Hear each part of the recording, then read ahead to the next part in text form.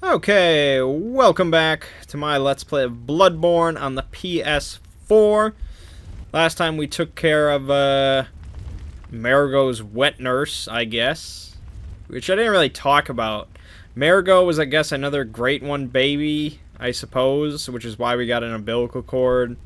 And so Marigo's wet nurse was, like, there to protect it, you know, so it could cultivate into another full great, I guess. I don't know. Queen Yarnum was the surrogate, blah blah blah. But now we're back here and this thing's on fire and we gotta go talk to Garriman and see what he's all about, so we're gonna go this way. Before we do that, we're going to actually finally utilize these umbilical cords,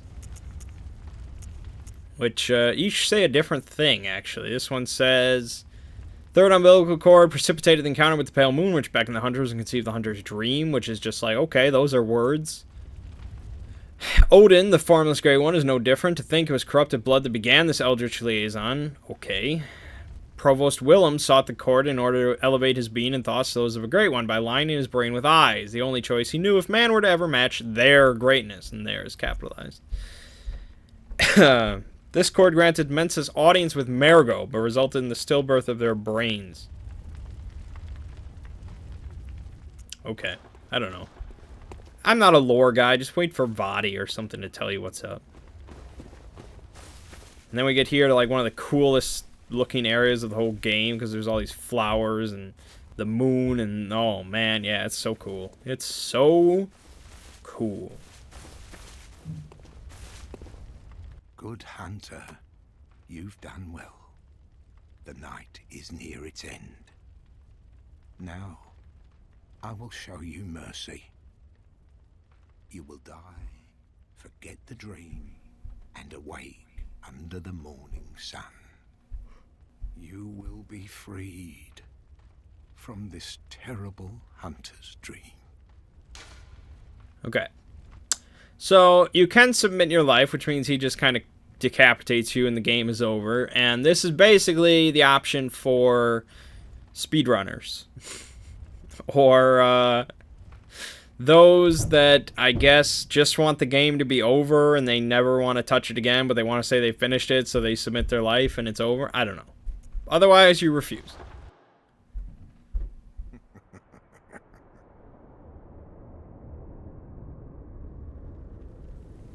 Dear, oh dear, what was it? The hunt, the blood, or the horrible dream?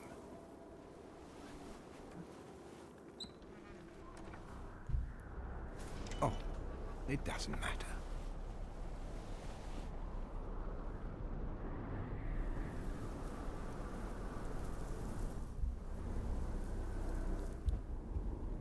It always comes down to the hunter's helper to clean up after these sorts of messes.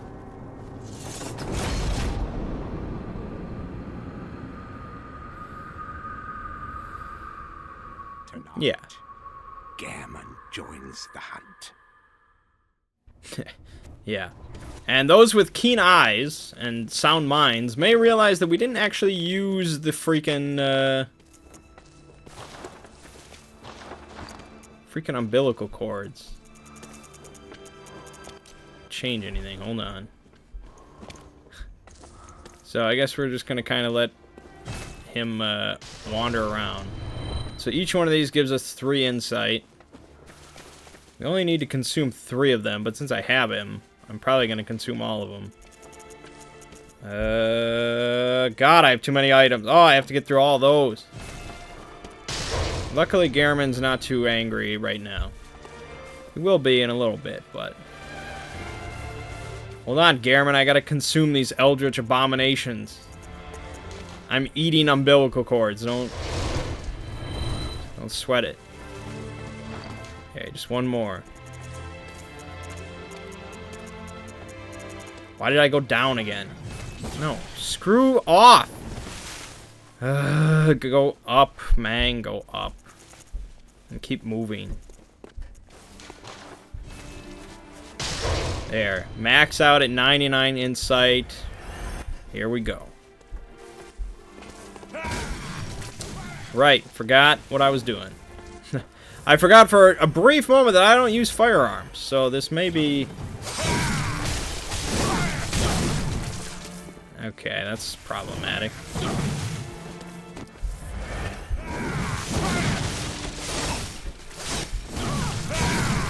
Yeah, okay, we have to watch out for that.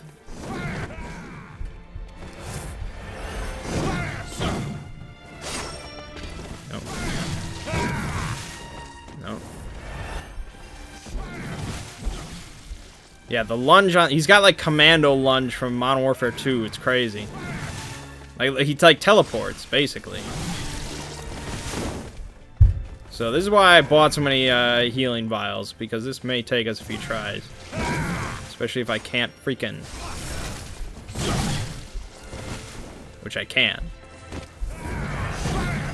We can try Beast Roar, I guess.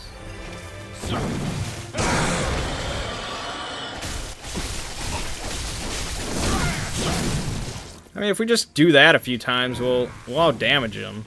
Or we'll get him to a different phase, at the very least.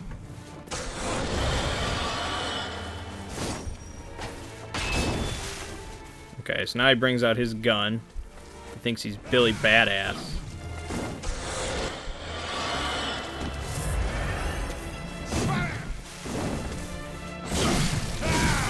And yeah, he does a lot of damage. And I'm probably gonna die right here. But that's neither here nor there.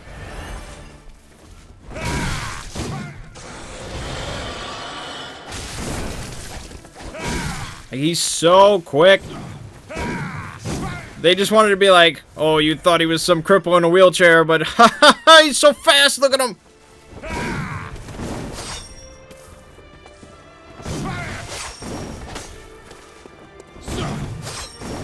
Damn it. Like, where am I trying to dodge? Ugh. No. I'm not going to be able to beat him, so. Not when you use up this many healing vials. Like, I can get, like, one hit in. He's so fast! I think they really modeled this fight after Gwyn, because it's like, if you just riposte this guy, it's so easy. This fight is so easy. But without a firearm, I'm at a real disadvantage. No, I can't dodge into him. Just die. I need more. Yeah.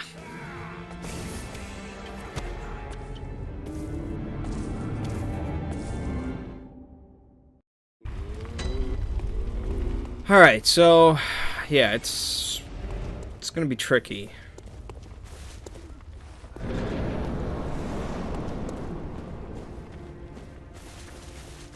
Because even with Beast Roar, when he's knocked down, you hit him like once, and he pops back up. Teleports away.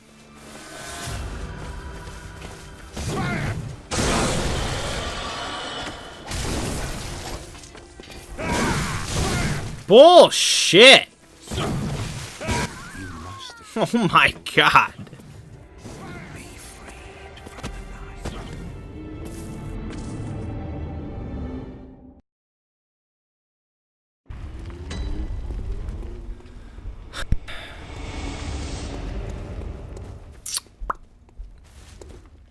I mean, I might have to just switch to using a firearm just for this fight.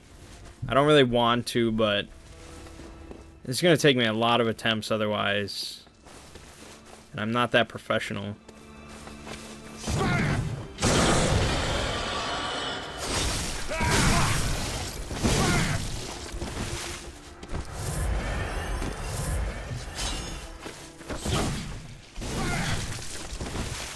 Apparently even with a firearm. Okay, I don't... Do I even have a gun at all? Do I own one? No, I don't even... Oh, God. Why would I...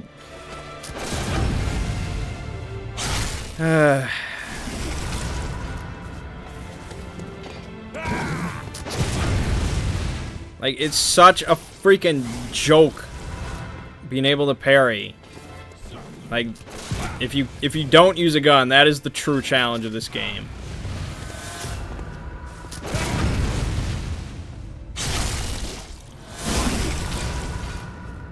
Now, I will get to a point in this fight where he's like basically unable to be riposted, which might be right now, but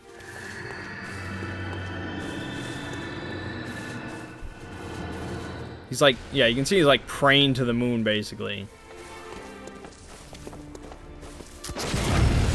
But we can still do it for right now. He will get even crazier.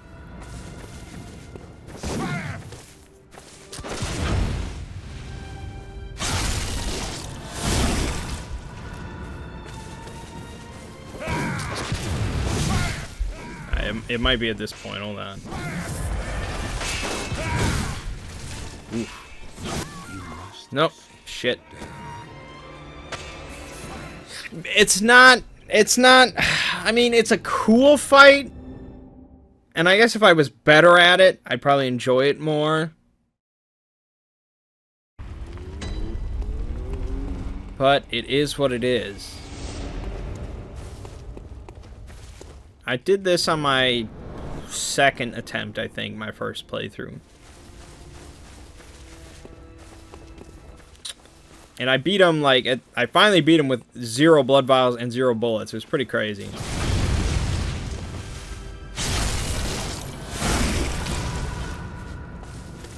Like, that's 2,000 damage from doing a visceral attack.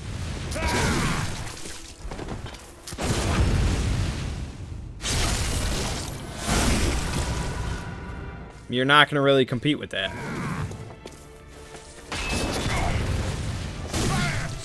Ooh, ooh. Switched a lot faster than I figured. Jesus H. Christ, man. There's no fucking memory leak going on here.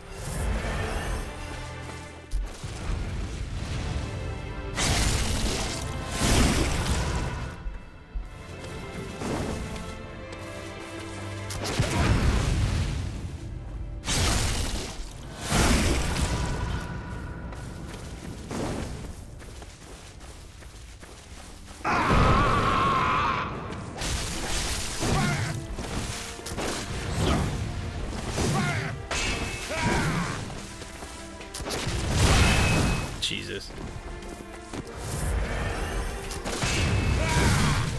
Yeah, now he's not standing for it, man. There we go. You just got to get the right attack.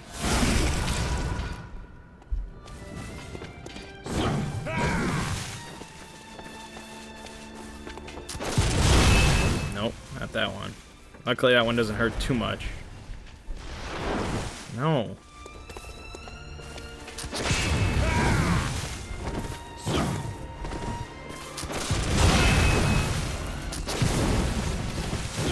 Yeah, now he's using the quickening. I don't think we'll be able to parry him.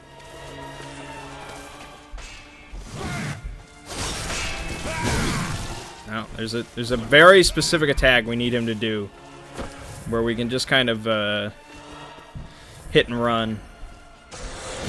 That's not it.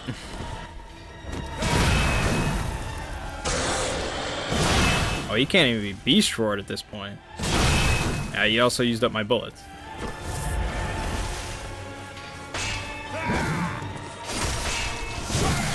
Oh, God, I'm doing the wrong freaking attacks.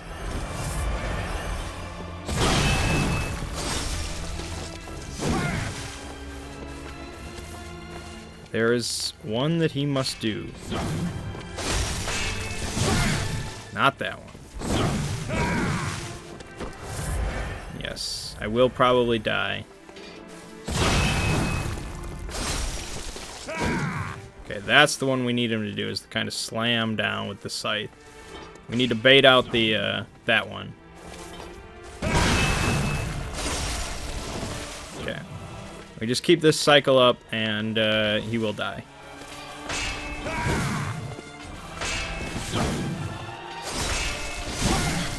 Nope, he did 2 of the same one.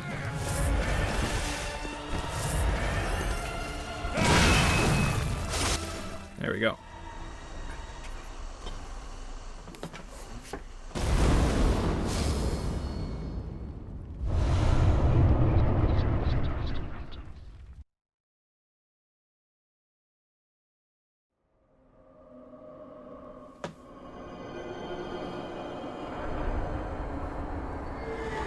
So yeah, when I first saw this, I literally said out loud, even though I wasn't recording, I said, Jesus Christ.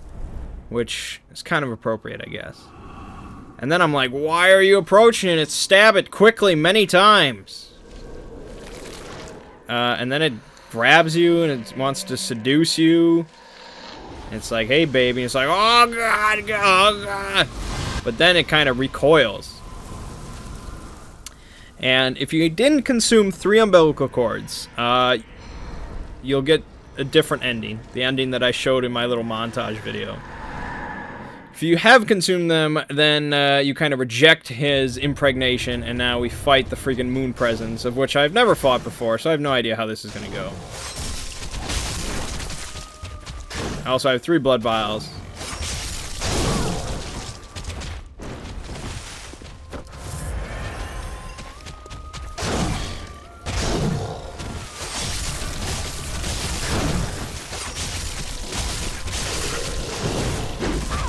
Oh. It's got a fair amount of health. And that apparently puts you at 1 health, so that's no good. I don't think we'll survive this.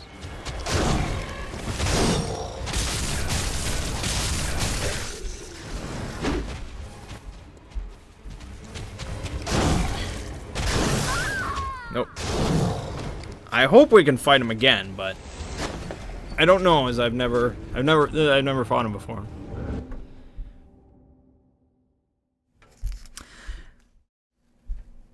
So yeah, the moon presence, which is apparently responsible for basically everything going on, because the moon is really like, I don't know. I don't get the lore of this game. Even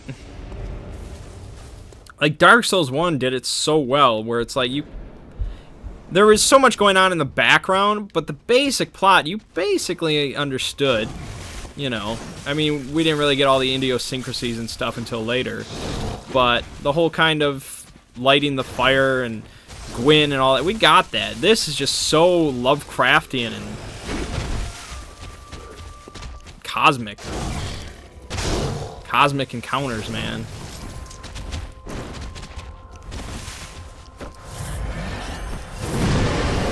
Jesus. If that really just puts you at 1 health, then I guess knowing when that's going to happen is useful.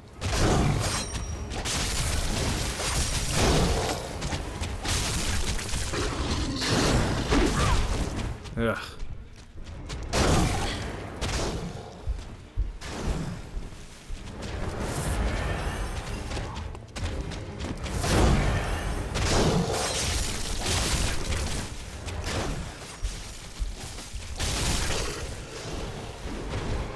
Okay.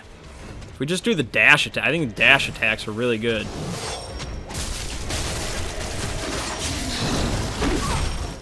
I mean, yeah, we get hit by that, but we're doing enough damage.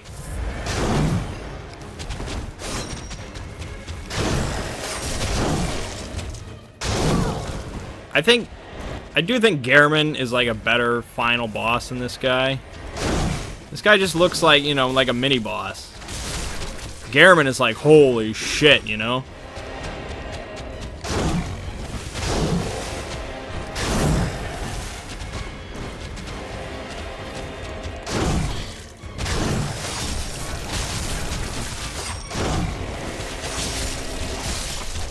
Done. We just beat a god, apparently. God my ass. And you get a lot of souls.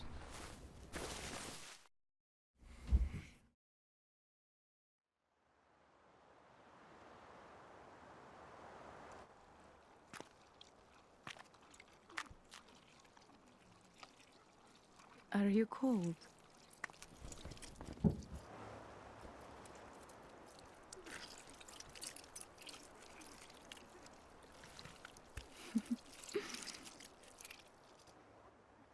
good hunter.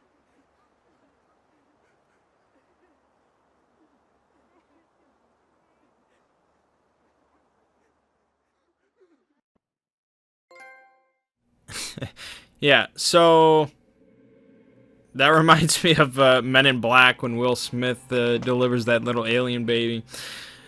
So yeah, that ending, there are so many theories just floating all over the internet about, you know, what is going on in this game, and it's kind of interesting what people just come up with. I mean, I can't really offer any original thoughts of my own on what's going on. I'm not that creative, I guess, or insightful.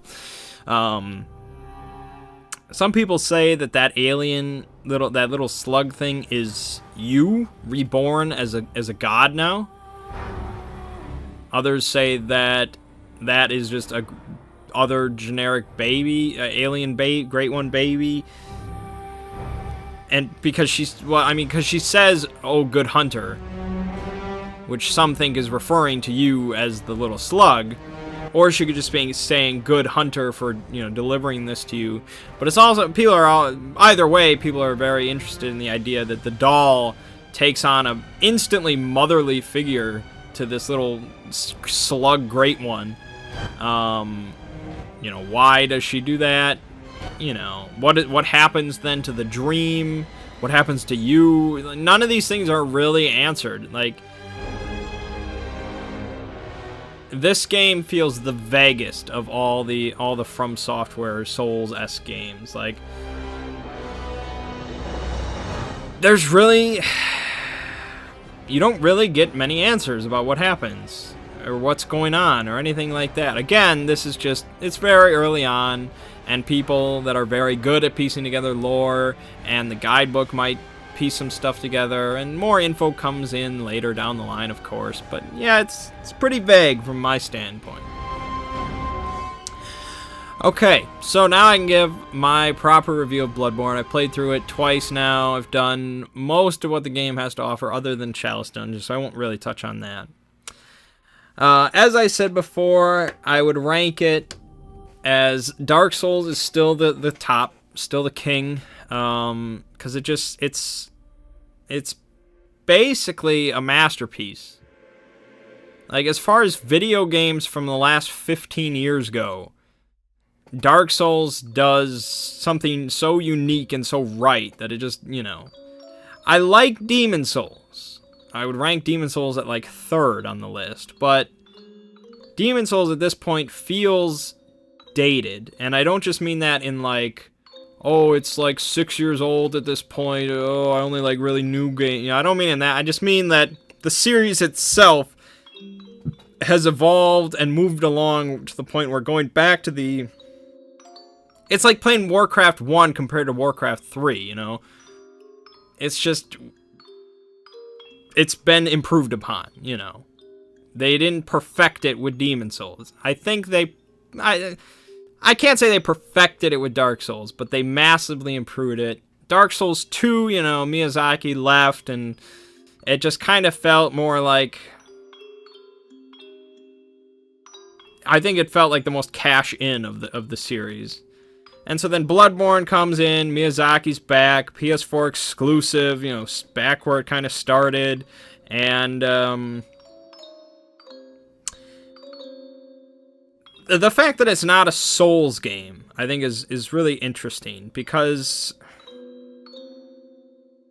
it is really kind of different, especially when it comes down to the combat. And I think the combat in Bloodborne is better than the combat in, say, Dark Souls 1. But I still rank Dark Souls 1 higher, which kind of stands testament to how good everything else is in that game. So then where does Bloodborne really fail? Well, story-wise, I do like all the Lovecraftian stuff. I like the cosmic horror. I like all that going on. But again, I think it's too vague. I think there's too little information. But again, that could change. My opinion of that could change. Level design, I think, is pretty good. I really do like the level design. But I think where this game really falls a bit short is in the replayability factor. Because really, the replayability of one of these games is mostly based on, I mean, unless you're just coming back after a few years and you just want to re-experience it all, then it's whatever. You know, any game in the series can be replayable just fine. But for when you finish it and you want to start up and do something different, you know, do something new, I think this game has the least replayability of the series. Because when it comes down to it, it's really about the builds. You know, it's about what build you're doing for this run, basically. And so, you know, in the other games you could do, and I have done, you've seen me do, I'll do a Pyromancer build, I'll do a Sorcery build, I'll do a, you know, a Cleric build, I'll do a Scythe build, I'll do a Dex build, I'll do a Strength build, I'll do a No Shield build, I'll do a... the list goes on. You look at Dark Souls 1, look up some build, you know, look at, and, you know, a really good thing is, like, Lobos Jr.'s, like, challenge runs, and people like him that do stuff like that. You know, you look at his shit for, like, Dark Souls 1, Dark Souls 2, like, the creativity that he's come up with for, you know, unique builds and unique runs and stuff like that, it's really incredible. Like, you know, and here, it really comes down to, there's really, it's not like, there's basically no spells. By design, there's really no spells. You have certain items that cause spell-like effects, which, you know, would lead to an arcane build. But even that number, the number of, you know, spells in quotation marks, is drastically low. There's, what, 6? 7? Something like that. One of them is Beast Roar. You're not going to build a build around that. So the other ones are just kind of like, okay. And they cannot be upgraded in any way. You can't. All you can do is increase your arcane stat. That's it. So then it comes down to one of the, yeah, it moves on to a New Game Plus immediately.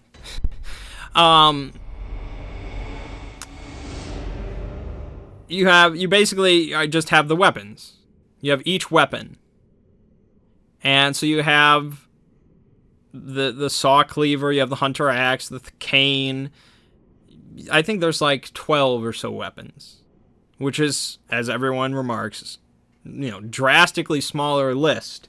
Now, Epic Name Bro, he mentioned this in like one of his first videos for the game. He's like, you know, people are complaining about that, but each weapon has a unique moveset, and they're each, you know, very fleshed out, unique weapons, and that's great. But a bunch of the weapons I don't really care for. Like, I never want to do a run with the saw cleaver or whatever. That bores me. Or the saw spear, even. I'm not crazy about that. The rifle spear, I don't really care for that. I like spears when you have a giant shield with them. I like the cane, so maybe, you know, I could do a whole cane run through. But it's just, the replayability is just not exactly there. That being said, though, it is number 2 on my list of the 4 games. I do think it is quite fantastic, because the combat is so good, and yes, all the weapons are very unique and very good.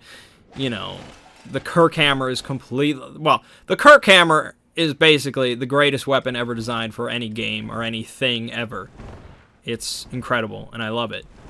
And I will definitely just replay the game again with just the Kirk Hammer because it's awesome. But, yes, it is very good. I very much look forward to the story being fleshed out some more. And, you know, I'll play it again, I'm sure, at least a couple more times. But yeah, it doesn't quite reach up to Dark Souls 1. But I don't know if anybody was really expecting that. So, it was good. You know, as for the Chalice dungeons, which I haven't not done one of the single random ones, and I haven't even done all the regular ones. They're pretty tough, and I guess, you know, that's good of them to add. I'm not like one of those super hardcore, I must play the hardest everything.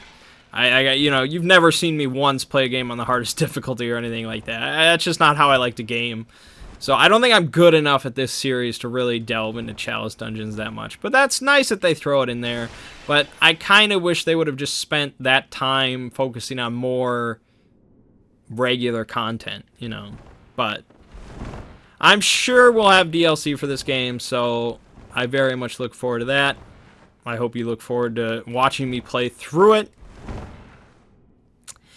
And I guess that's all she wrote for Bloodborne. Yeah, I would love to do, you know, like a pyromancy run through or, you know, something like that, but it's just not there. There's nothing...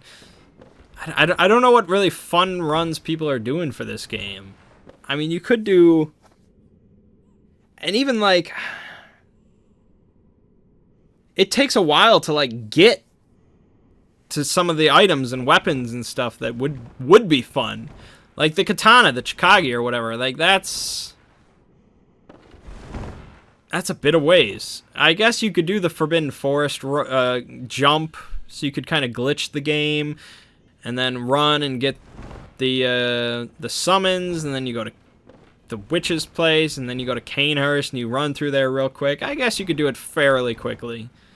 There's the gun stuff. There's the blood-tinged builds where you could do the same thing, grab the Evelyn and just do that. But the game's not really designed around that. I don't know how people are going to do that.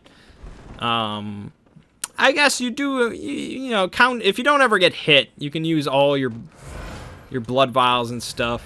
You can get a lot of your little blood bullets out of it.